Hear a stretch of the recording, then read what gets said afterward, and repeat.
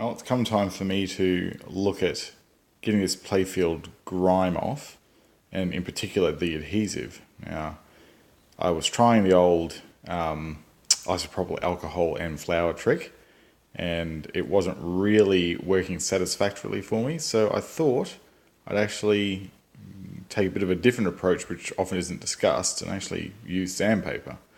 Now, what I did is I just chose about 120 grit sandpaper, and basically started attacking the playfield. Now, you'll see down here some slight scratches coming through there, but that's fine. I'm actually okay with that. Like, it is sandpaper we're doing here after all, and there was already a bit of wear around here, so again, not overly concerned about it. That little bit of scuffing will be, I'll just probably go over that with black. I'm not particularly concerned about it. You'll see here that we've got, at this area here, that's still some adhesive left on it. So what I've been doing is just rubbing that off very gently with sandpaper, and it's been just coming off beautifully. There's no mess, it just comes off really nice. And if you're careful, you get to feel when you're actually sandpapering the surface.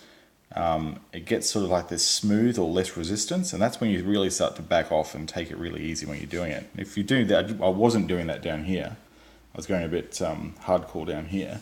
But up here, I've been starting to do that quite effectively. You'll see that down here, there's like basically,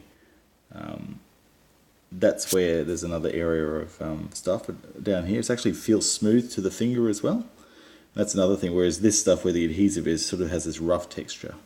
So if you feel that smoothness, you know that that's definitely where the paint is, and it's just come up beautifully, as you can see. Like, if you want to see what it looks like when you actually get some paint on it, the easiest way to do that is actually use a bit of isopropyl. You can spray it on, and you can see what this area, which looks quite scuffed at the moment, will actually look like when you spray it on. So go like this and go, like, it just comes up beautiful. So you imagine what that's going to look like with a little bit of touching. It also helps you, as you can see where the little blue gate voids are. Helps you identify those really easily. So a little bit of work to do down this area, but overall, like, you have a look at this. It's going to be beautiful when it comes up fresh. And sanding also gets rid of some of those ball scuff marks as well down here. So I want to leave it a little bit original as much as I can. Like, some people go hardcore, get it all touched up and make it look restoration quality, but this is an 80s machine, and I don't know, I think having a little bit of character like this, but actually having it locked in, this probably maybe not, I might get that touched up and do the numbers and stuff, but you know, little things like this I'm okay with as a sort of like, not really a collector quality machine, but just a player's quality, but really good quality player's quality machine. So that's how I'm going. I've depopulated all the switches off the playfield. They're all over here, a big pile.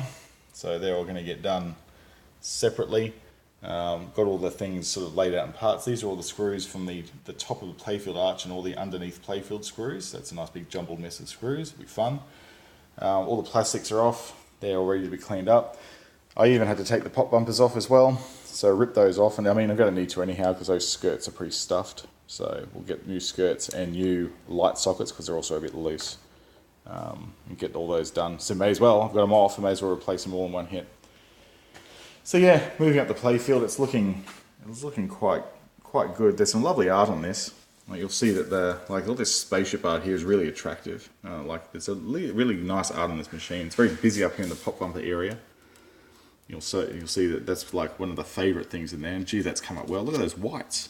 Like, you'd hardly know that there was actually stuff on them still. Like, there is actually still a bit of sticky on them, but like, it's going to come up real nice. And under here, of course, is all gunked up, but we're going to get that off with a bit more isopropyl. And there was actually a round skirt around this, is what that yellow stuff is. So if I wanted to, I could put another ring of Mylar around there after I put the clear over the top, and that will give it a bit of extra strength. A little bit of damage up here in the top here, but you know, really, this is where all the action happens after you first launch the ball. And you'll see up here as well that there was a bit of playfield wear at the top here. This is, as you'll hear,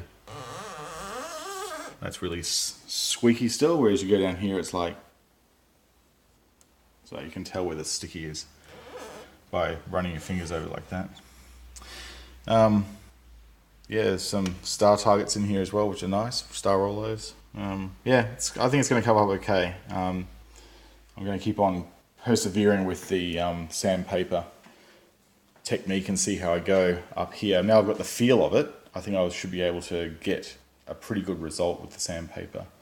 And then I can look at the areas that need it, considering whether I touch them up or not, or just leave them sort of unique and original to show the wear. Actually, taking off the side rails here is actually going to be a very big win for getting a nice uniform finish on them. So I think all in all, it's going to come up pretty nice.